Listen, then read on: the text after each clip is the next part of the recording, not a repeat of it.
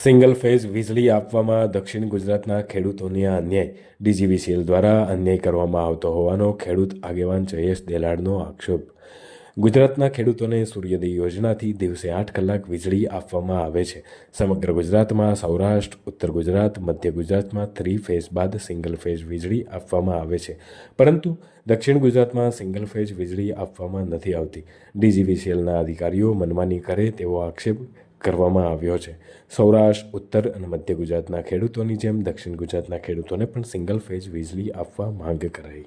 ગુજરાત સરકારના આદરણીય મુખ્યમંત્રી તરફથી ખેડૂતોના જીવનમાં ઉજાસ પાથરવાનો જે સૂર્યોદય યોજના દિવસે 8 કલાક વીજળી આપવાનો જે નિર્ણય થયો છે અને સમગ્ર 98% ગામોમાં ખાસ કરીને ખેતરોમાં દિવસે વીજળી 8 કલાક આવી ગઈ છે।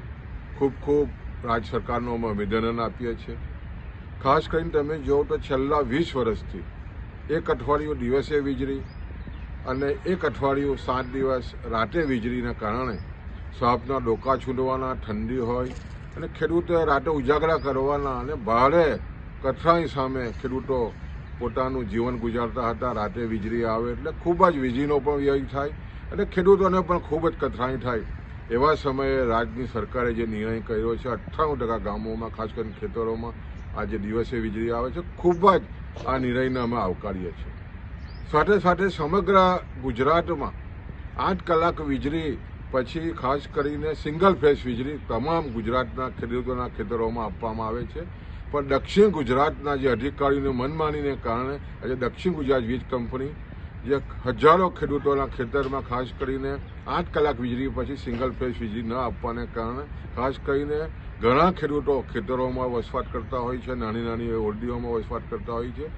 ખાસ કરીને જો રાતે જે રીતે સિંગલ ફેઝ વીજળી સમગ્ર ગુજરાતમાં સૌરાષ્ટ્રમાં આવે છે, ઉત્તર ગુજરાતમાં આવે છે, મધ્ય ગુજરાતમાં આવે છે, માટે દક્ષિણ ગુજરાતમાં નથી આપવાને કારણે ખાસ કરીને ઠંડીની સિઝન હોય, ઉનાળાની સિઝન હોય અને ખાસ કરીને જ્યારે જંગલી જાનવરનો પણ ત્રાસ હોય એટલે સ્વાભાવિક સિંગલ ફેઝ વીજળી આપવામાં આવે તો એક બલ્બ સળગાવીને પોતાની ખેતરની રખેવાળી કરી શકે। જ્યારે ગુજરાતમાં સમગ્ર ગુજરાતમાં જ્યારે સિંગલ ફેઝ વીજળી આપતા હોય ત્યારે દક્ષિણ ગુજરાતમાં કેમ નહીં? અમને ચોક્કસ આશા છે કે જ્યારે ગુજરાતમાં 8 કલાક દિવસે વીજળી થઈ છે ત્યારે સિંગલ ફેઝ વીજળી માટે જે રીતે દક્ષિણ ગુજરાતને અન્યાય થઈ રહ્યો છે એ આવનારા દિવસોમાં ચોક્કસ ખેડૂતોને ન્યાય મળશે।